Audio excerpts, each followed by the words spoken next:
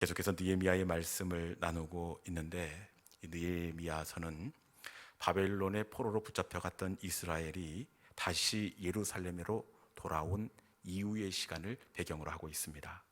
돌아와서 그들이 두 가지 일을 하는데, 먼저는 성벽을 재건합니다. 그리고 또 한 일은 신앙을 재건합니다. 1장부터 7장까지는 무너진 성벽을 재건하는 내용이 담겨져 있고, 8장 이후부터는 신앙을 재건하는 내용이 담겨져 있습니다. 지난주부터 무너진 신앙을 재건하는 내용을 우리가 함께 살펴보고 있는데, 성벽을 재건한 다음에 이스라엘 백성들이 수문 앞 광장에 모여서 말씀 사경회를 약 일주일 동안, 이 초막절 동안 이 말씀 집회를 이어가게 되었습니다. 그런데 일주일 동안 말씀 사경회를 다 마쳤음에도 불구하고 저들이 집으로 돌아가지 않습니다. 은혜에 대한 목마름과 갈증으로 다시 집회를 이어가자고 레위인과 제사장들에게 간청을 하고, 다시 일주일이 끝났음에도 불구하고 말씀 집회를 이어가게 되었습니다. 그리고 이 집회의 마지막이 어떻게 되어지느냐, 마지막 날에 저들이 큰 결단으로 과거의 삶을 청산하겠다고 이방 사람들과의 관계를 정리하고, 심지어는 지금 살고 있는 이방 아내들도 돌려보내겠다고 이 각서를 씁니다. 성경에 그렇게 하지 않겠다고 각서를 쓰고 도장을 찍는 내용이 흔치 않은데, 이날 이스라엘 백성들이 수문 앞 광장에서 큰 은혜를 경험한 다음에 완전히 새롭게 달라진 모습을 우리가 확인한 적이 있습니다. 여러분, 저들이 이렇게 달라질 수 있었던 이유가 어디에 있느냐? 그것은 사경회 동안의 말씀을 통해 찾아오신 하나님을 만났기 때문인 줄로 믿습니다. 말씀이신 하나님을 만날 때에 자신들이 얼마나 큰 실수와 잘못을 저질렀는지 알게 되었고, 말씀이신 하나님을 만날 때에 옛 습관도 끊어지고 만나는 사람들도 정리를 할 수가 있었습니다. 변화는 은혜의 하나님을 만나는 것으로부터 출발하게 되는 줄로 믿습니다. 모든 하나님의 사람들의 변화의 시점을 보면 우리 하나님을 만남으로부터 그 출발이 되는 것을 확인할 수가 있는데, 야곱이 이스라엘이 된 건 역시 하나님을 만남으로, 그리고 살기가 등등한 사울이 바울이 된 것도 역시 찾아오신 주님을 만남으로 변화가 시작된 것을 확인할 수가 있습니다. 변화는 하나님을 만나는 것으로부터 출발합니다. 은혜의 하나님을 만날 때 끊을 수 없는 것을 끊고, 그 성품이 변하고 인격도 변하고 습관도 달라지게 되어 있습니다. 이 밤에 말씀이신 하나님이 수문 앞 광장에서 이스라엘 백성들을 만나주시고 만져주셨듯이, 말씀이신 하나님이 찾아오셔서 저와 여러분을 만져주시고 만나주시고 새롭게 빚어주시는 은혜가 있기를 주님의 이름으로 축원합니다. 오늘 본문은 이 느헤미야가 페르시아로 돌아갔다가 그리고 다시 예루살렘으로 돌아온 시점을 배경으로 하고 있습니다. 1차 신앙개혁을 마친 다음에 느헤미야가 다시 페르시아로 돌아갔다가 그리고 다시 예루살렘으로 돌아오는 사건이 있었는데, 대부분의 성도들이 이걸 잘 모릅니다. 왜냐? 아주 중요한 사건임에도 불구하고 성경이 한 절로 이 의미 있는 시간들을 처리해 놓았기 때문에 보이지가 않습니다. 자, 우리 느헤미야 13장 6절에 있는 말씀 한번 같이 한번 읽어보겠습니다. 자, 시작. 그때에는 내가 예루살렘에 있지 아니하였느니라. 바벨론 왕 아닥사스다 32년에 내가 왕에게 나아갔다가 며칠 후에 왕에게 말미를 청하고. 네, 이거 보십시오. 지금 느헤미야가 어떻게 되어 있습니까? 내가 바벨론 왕에게 나아갔다가, 정확히는 페르시아로 돌아갔다가, 이런 의미입니다. 여러분, 페르시아로 돌아오자마자 느헤미야가 무엇을 하고 있습니까? 봉독한 말씀에 보니까 왕에게 말미를 청하고, 아닥사스다 왕에게 다시 예루살렘으로 돌아가겠다고 이 간청을 하고 있습니다. 그런데 이 상황 가운데서 예루살렘에서 막 돌아온 느헤미야가 아닥사스다 왕에게 이렇게 간청한다는 것 쉽지가 않습니다. 왜냐? 말씀해 보니까 여러 달이 지난 것도 아니고 며칠 만에 내가 예루살렘으로 돌아가겠다, 이렇게 간청을 하고 있습니다. 여러분, 이 며칠이면 느헤미야가 예루살렘에서 이 페르시아로 돌아오는 여독도 풀리지 않은 시간입니다. 예루살렘에서 페르시아까지 이 거리가 얼마인지 감이 잡히지 않아서 지금 그런 눈빛을 보내시는데 약 1500km입니다. 그리고 시간으로는 걸어서 약 6개월이 걸리는 시간입니다. 틀림없이 걸어서 이동을 했을 터인데 얼마나 피곤하고 힘이 들겠습니까? 아직 여독도 풀리지 않았습니다. 그럼에도 불구하고 며칠도 지나지 않았는데 예루살렘으로 돌아가겠다, 이렇게 간청을 하고 있습니다. 그리고 정말 오랜만에 고국으로 돌아왔습니다. 약 12년 만에 다시 페르시아 가정으로 돌아왔습니다. 그러면 얼마나 가족들과 더 함께하고 싶고 그동안 하고 싶었던 일들도 하고 싶은 마음이 있었겠습니까? 그럼에도 불구하고 이 느헤미야는 그새를 못 참고 예루살렘으로 돌아가겠습니다. 왕이시여, 나를 다시 예루살렘으로 파견하여 주옵소서, 이렇게 간청하고 있습니다. 왜 며칠도 못 되어 느헤미야가 예루살렘으로 돌아가겠다, 이렇게 간청을 하고 있는 것일까요? 그것은 느헤미야가 예루살렘과 이스라엘 백성들이 걱정되었기 때문에 그래요. 느헤미야는 정말 진심으로 이스라엘 백성들을 사랑하고 예루살렘 성전을 이 마음속에 품고 있었던 사람입니다. 그렇게 어렵게 아닥사스다 왕의 제가를 받고 이 느헤미야가 예루살렘으로 돌아오게 되었습니다. 돌아올 때도 몇 개월이 걸리겠습니까? 6개월. 갈 때 6개월, 며칠 후 만에 제가를 받고 다시 6개월을 왔습니다. 그러면 몇 년 만에 돌아온 것이죠? 1년 만에 예루살렘으로 돌아왔습니다. 1년 만에 돌아온 이 예루살렘의 모습, 어떤 모습일 것 같습니까? 우리가 1차 그 신앙 개혁할 때 울고불고 도장 찍고 다시는 그렇게 살지 않겠다고 맹세를 했기 때문에 이스라엘 백성들이 어느 정도 그 약속을 지키고 있지 않을까, 당연히 그래야 되지 않을까, 이런 생각을 할 수가 있습니다. 그런데 느헤미야가 기대를 안고 염려 반 걱정 반 다시 1년 만에 예루살렘에 도착했는데 저들의 모습이 어떠하느냐? 우리 느헤미야 13장 5절에 있는 말씀입니다. 느헤미야 13장 5절에 있는 말씀 같이 한번 읽어볼까요? 자, 시작. 도비야를 위하여 한 큰 방을 만들었으니 그 방은 원래 소재물과 유향과 그릇과 또 레위 사람들과 노래하는 자들과 문지기들에게 11조로 주는 곡물과 새 포도주와 기름과 또 제사장들에게 주는 거제물을 두는 것이라. 아멘. 1년 만에 돌아왔는데 예루살렘이 어떻게 되었습니까?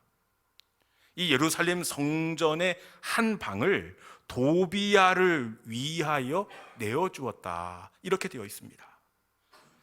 도비야라는 사람을 잘 몰라서 여러분들이 그런 표정을 지으시는데, 이 도비야, 이 사람 정말 나쁜 사람입니다.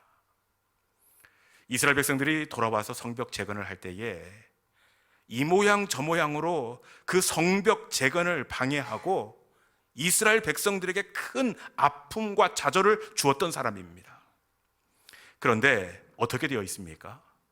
1년 만에 돌아와 봤더니 도비야라는 사람이 제사장 엘리야십과 결속이 되어서 이 성전 그 곳간 성물을 보관하던 그 방을 이 도비야의 개인 사무실로 내어 주었다는 겁니다. 여러분, 이게 말이나 됩니까?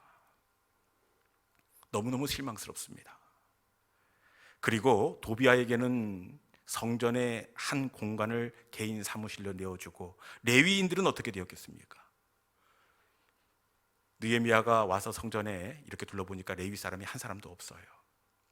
알고 보니까 마땅히 지급되어야 할 레위인들의 사례가 이 지급되지 않아서 이 사람들이 기다리다가 이 먹고 살기가 너무 어려워진 겁니다. 그래서 맡겨진 레위인의 직무를 내려놓고 전부 다 고향으로 돌아가고 말았습니다. 그리고 또 어떤 일이 있었느냐, 16절에 보면 안식일이 전혀 지켜지지 않고 있음을 알 수가 있는데, 이 안식일에 예루살렘 사람들이 외식을 너무 좋아하는 겁니다. 이러면 안 되는 겁니다. 얼마나 외식이 이렇게 유행을 했던지, 그 이방 사람들이 안식일 전날 예루살렘 성문을 통하여 이 자판을 벌려놓고 이 물건을 파는 일까지 생겨나게 되었습니다. 그런데 이스라엘 백성들의 실망은 여기서 끝나지 않고 또 어떤 일이 있었느냐, 느헤미야 13장 23절에 있는 말씀, 1년 만에 돌아왔더니 이스라엘 백성들이 이렇게 되어 있습니다. 같이 한번 읽어볼까요? 자, 시작. 그때에 내가 또 본즉 유다 사람이 아스돗과 암몬과 모함 여인을 맞아 아내로 삼았는데, 여러분 어떻게 되어 있습니까? 유다 사람들이 아스돗과 암몬과 모함 여인을 맞아 아내로 삼았다. 이 전부 다 이 외제 부인을 외제로 다 교체를 한 겁니다. 여러분, 이 정도 되면 느헤미야가 실망을 하고 좌절을 하고 포기할 것 같습니다. 왜 안 그렇겠습니까? 자기는 페르시아에 도착하자마자 예루살렘이 걱정이 되고 이스라엘 백성들을 사랑하는 마음으로 다시 쉬지도 못하고 예루살렘으로 돌아왔습니다. 그만큼 애정이 있었는데 도착해 보니 이런 실망스러움을 모습을 하고 있으니 어떻게 그들을 다시 용납하고 품을 수가 있겠습니까? 누가 봐도 연을 끊어야 마땅할 것 같습니다. 그렇지 않습니까? 그럼에도 불구하고 느헤미야가 어떻게 하느냐, 이 느헤미야가 이스라엘 백성들을 다시 품습니다. 그리고 잘못된 일들을 하나하나 바로 잡아가는데, 그 도비야가 성전 그 한 공간을 개인 집무실로 이렇게 사용했는데 그 일들을 어떻게 다시 바로 잡아가느냐, 느헤미야 13장 8절에 있는 말씀 같이 한번 읽어봅시다. 느헤미야 13장 8절에 있는 말씀, 자, 시작. 내가 심히 근심하여 도비야의 세간을 그 방 밖으로 다 내어 던지고. 네, 여러분 어떻게 보이십니까? 말씀해 보니까 도비야의 세간을 그 방 밖으로 다 내어 던졌다. 세간, 이 사전적 의미를 보니까 집안 살림에 쓰는 온갖 물건. 그러니까 도비야라는 사람이 이 성전 한 공간을 자기 살림을 차렸다는 것을 우리가 알아낼 수가 있습니다. 그런데 느헤미야가 도비야가 쓰던 세간을 다 방 밖으로 내어 던졌다. 여러분 뭘 집어 던졌을 것 같습니까? 밥그릇도 집어 던져버리고, 그러면 밥그릇이 마당에 굴러가면서 쨍그랑쨍그랑 소리가 났을 테고, 숟가락 젓가락 이불까지 다 밖으로 마당으로 집어 던져버렸습니다. 그리고는 비어진 그 방에 소재물과 유향과 성전 예배에 사용되었던 그릇들을 원위치시켜 놓습니다. 그리고 사례비를 못 받고 각자 집으로 돌아간 레위인들이 있었습니다. 이들을 어떻게 하느냐, 백성의 지도자들을 부릅니다. 그리고 그들을 꾸짖습니다. 그리고 레위인에게 합당한 예우를 하게 할 것을 약속받고 다시 레위인들을 성전 제자리에 돌려놓습니다. 그리고 정리하기 가장 어려운 문제, 이방 아내들을 맞이했던 유다 사람들, 이 사람들을 어떻게 정리했겠습니까? 느헤미야 13장 25절에는 말씀 같이 한번 읽어봅시다. 이 사람들은 조금 과격합니다. 자, 한번 읽어볼까요? 자, 시작. 내가 그들을 책망하고 저주하며 그들 중 몇 사람을 때리고 그들의 머리털을 뽑고 이르되 너희는 너희 딸들을 그들의 아들에게 주지 말고 너희 아들들이나 너희를 위하여 그들의 딸을 데려오지 아니하겠다고 하나님을 가리켜 맹세하라 하고. 아멘. 이 문제를 어떻게 해결하고 있습니까? 장가든 남자들 몇 사람을 때리고 머리털을 뽑았다, 이렇게 되어 있습니다. 우리는 머리털을 뽑았다 그러니까 이 머리 몇 가닥 정도를 뽑았을 것이다, 이렇게 생각을 할 수가 있는데, 원어적 의미는 머리채를 잡아 흔들어 버렸다, 이렇게 되어 있습니다. 그런데 장가든 모든 사람들을 흔든 것이 아니라 그 중에 몇 사람을 잡아 흔들었다, 이렇게 되어 있습니다. 왜 장가든 사람 다 머리채를 잡아 흔들어야지 몇 사람만 그 머리채를 잡아서 흔들어 버렸을까요? 왜 그랬을까요? 그것은 그 사람들 중에 머리채가 붙잡힌 사람들은 느헤미야가 믿었던 사람들이에요. 믿었던 사람들. 절대로 넘어져서는 안 될 사람들이 이방의 아내를 들이고 엉뚱한 짓을 했습니다. 그러니 얼마나 마음이 상하던지 그들의 머리털을 뽑았다가 아니라 그들의 머리채를 잡고 흔들어 버렸다, 이렇게 되어 있습니다. 그리고는 이방의 아내를 돌려보내도록 강하게 권면하고 명령함으로 이 문제를 수습하고 있습니다. 여러분, 느헤미야가 이렇게 흐트러진 일들을 정리하고 수습하는 것이 결코 쉽지가 않습니다. 얼마나 배신감이 들고 저들에게 얼마나 실망감이 크겠습니까? 나는 이 사람들이 걱정되고 염려가 되고 사랑스러운 마음에 며칠도 쉬지 못하고 여장도 푸는 듯 마는 듯 곧바로 그 짐을 꾸려서 예루살렘으로 다시 돌아왔는데 저들이 저렇게 엉뚱한 짓을 하고 엉망진창 옛생활로 돌아가고 말았으니 어떻게 저들을 용서하고 다시 붙들어 줄 수가 있겠습니까? 저 같으면 이제 너희는 여기까지다, 나도 할 만큼 했다, 끊어버릴 것 같아요. 그럼에도 불구하고 느헤미야가 다시 저들을 붙잡아 주고 저들을 품어주게 되는데, 느헤미야가 저들을 붙잡아 주고 품어줄 수 있었던 비결이 과연 무엇일까요? 우리 같으면 절대로 다시 기회를 안 줄 것 같아요. 그런데 느헤미야가 그들을 품고 용납할 수 있었던 비결이 바로 14절 때문입니다. 우리 14절에 있는 말씀 같이 한번 읽어볼까요? 자, 시작. 내 하나님이여, 이 일로 말미암아 나를 기억하옵소서. 내 하나님의 전과 그 모든 직무를 위하여 내가 행한 선한 일을 도모하지 마옵소서. 아멘. 느헤미야가 다시 저들을 품어주고 사명을 감당할 수 있었던 비결이 무엇이냐? 말씀해 보니까 이 일로 말미암아 나를 기억하옵소서.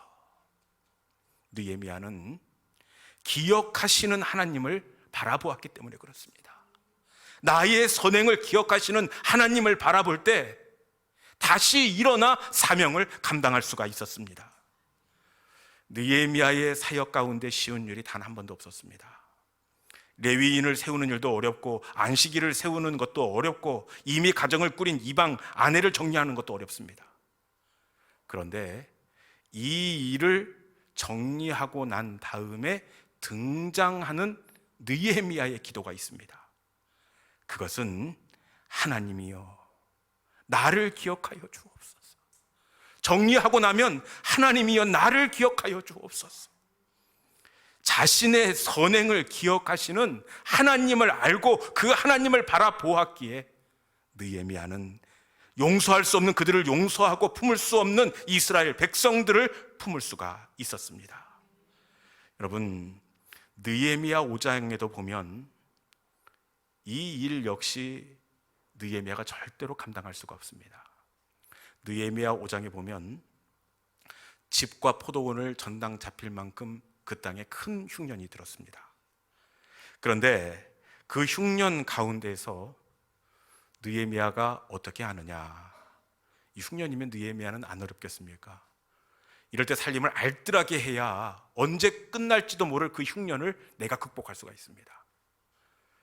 뭐 느헤미야가 총독이라 여유가 있었겠지만 여러분, 흉년 가운데 생기는 것 없이 까먹어 보십시오. 들어오는 것 없이 까먹으면 금방 바닥이 나게 되어 있습니다. 그런데 이 흉년 가운데서 느헤미야가 어떻게 하느냐? 느헤미야 5장 18절 말씀 한번 읽어봅시다. 느헤미야 5장 18절에 있는 말씀 제가 한번 읽어드리겠습니다. 매일 나를 위하여 소 한 마리와 살진 양 6마리를 준비하며 닭도 많이 준비하고 열흘에 한 번씩은 각종 포도주를 갖추었으니 비록 이같이 하였을지라도 내가 총독의 녹을 요구하지 아니하였음은 이 백성의 부역이 중함이었더라. 아멘. 느헤미야가 이 흉년의 때 어떻게 하고 있습니까? 매일 소를 잡고 양을 잡고 그리고 닭은 많이 준비했다, 이렇게 되어 있습니다. 이렇게 하는 것 결코 쉽지 않습니다. 그럼에도 불구하고 느헤미야가 이렇게 할 수 있었던 것, 그 다음 절 한 절 아래 느헤미야 5장 19절에 보니까 이렇게 되어 있습니다. 이 말씀 혹시 준비되어 있으면 열어줄 수 있겠습니까? 네. 역시 어떻게 되어 있느냐, 제가 읽어보겠습니다. 내 하나님이여, 내가 이 백성을 위하여 행한 모든 일을 기억하사 내게 은혜를 베푸시옵소서. 아멘. 여러분, 느헤미야가 이렇게 할 수 있었던 이유가 어디에 있습니까? 이 백성을 위하여 행한 모든 일을 기억하옵소서. 느헤미야는 기억하시는 하나님을 바라볼 때에 손을 펼 수가 있었습니다. 여러분, 기억하시는 하나님을 바라보는 사람이 누군가의 허물도 덮어줄 수 있고, 누군가의 기억하시는 하나님을 바라보는 사람이 나눠주는 그 일도 감당하게 될 줄로 믿습니다. 우리는 형편이 넉넉한 사람이 나눠줄 수 있다고 생각을 합니다. 그런데 넉넉한 사람이 나눠주는 것이 아니라 나의 선행을 기억해 주시는 하나님을 아는 사람이 나눠주고, 그리고 용서할 수 없는 사람을 용서할 수가 있습니다. 이 시간 기억하시는 하나님을 바라보는 믿음의 성도들이 될 수 있기를 주님의 이름으로 축원합니다. 느헤미야는 어려운 순간마다 기억하시는 하나님을 바라보았습니다. 하나님이 기억해 주시길 기도했습니다. 그리고 실제로 어떻게 되었습니까? 우리 하나님은 느헤미야의 기도대로 느헤미야의 선행을 기억해 주셨고, 그의 모든 선행을 마침내는 복이 되게 해 주셨습니다. 우리 하나님은 선행을 기억해 주시고 복으로 갚아 주시는 하나님이 되시는 줄로 믿습니다. 여러분, 우리 하나님은 진짜로 기억해 주시는 하나님이세요. 소돔과 고모라가 멸망을 당할 때 이 롯이 그 멸망 가운데에서 구원을 받게 됩니다. 그런데 롯이 어떻게 유황불이 쏟아지는 그 어려움 가운데에서 구출될 수 있었느냐?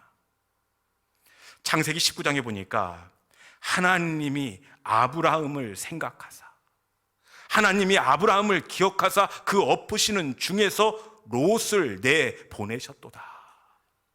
여러분, 하나님께서 아브라함의 선행을 기억하셨기 때문입니다.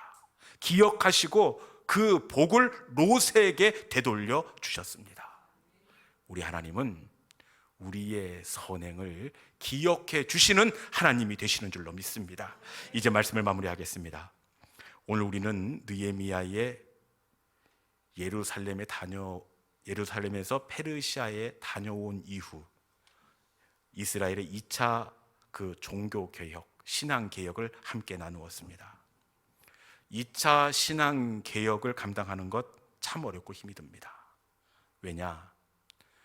1차 신앙 개혁 때 그렇게 다짐하고 도장 찍고 사인했던 그런 사람들이 무너졌기 때문입니다. 1년을 못 버티고 다시 주저앉았으니 어떻게 저들을 용납하고 다시 저들 가운데 희망을 가질 수가 있겠습니까? 그럼에도 불구하고 느헤미야가 저들을 품고 다시 사명을 감당할 수 있었던 것은 내 하나님이여 나를 기억하사 복을 주옵소서. 나를 기억하시는 하나님을 바라보았기 때문에 그렇습니다. 믿음의 사람은 기억하시는 하나님을 바라보는 사람입니다. 기억하시는 하나님을 바라보는 사람은 손을 펼 수가 있고, 기억하시는 하나님을 바라보는 사람은 덮어줄 수가 있습니다. 여러분, 하나님은 반드시 우리의 선행을 기억해 주시고 반드시 복으로 갚아주시는 하나님이십니다.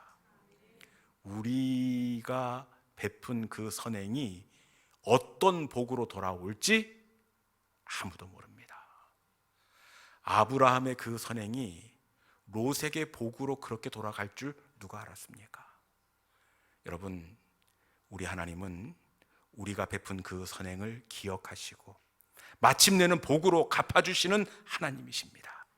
이 시간 이 말씀을 기억하시면서 긍휼을 베풀고 자비를 심고 친절을 심는 우리 모든 믿음의 성도들이 될 수 있기를 주님의 이름으로 축원합니다.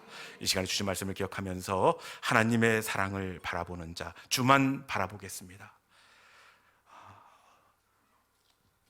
이 시간에 주신 말씀을 기억하면서 우리 함께 찬양의 자리로 나가도록 하겠습니다.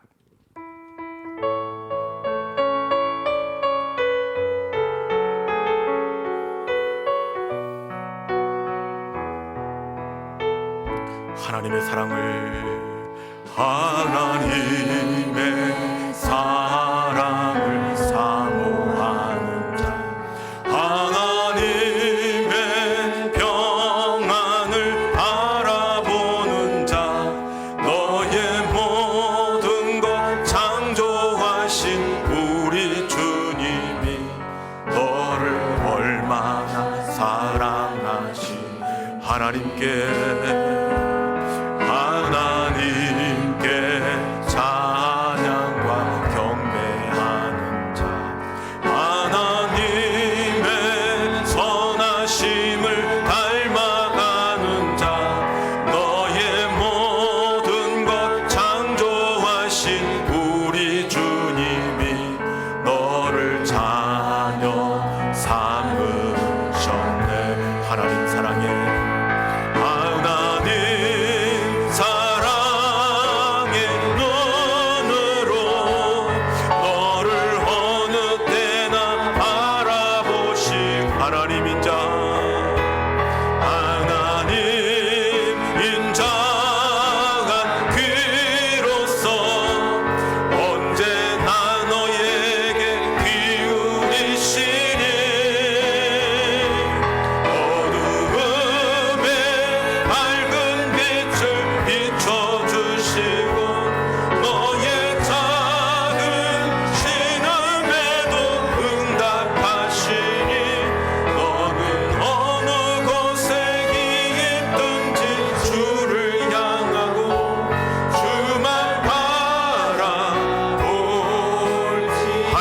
사랑해.